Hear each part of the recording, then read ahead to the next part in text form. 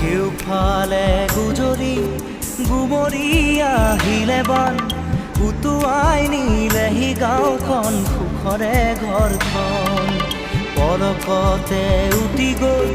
গোহালিৰে গৰুহাল পলকত নিয়তিয়ে মোক কৰিলে কঙাল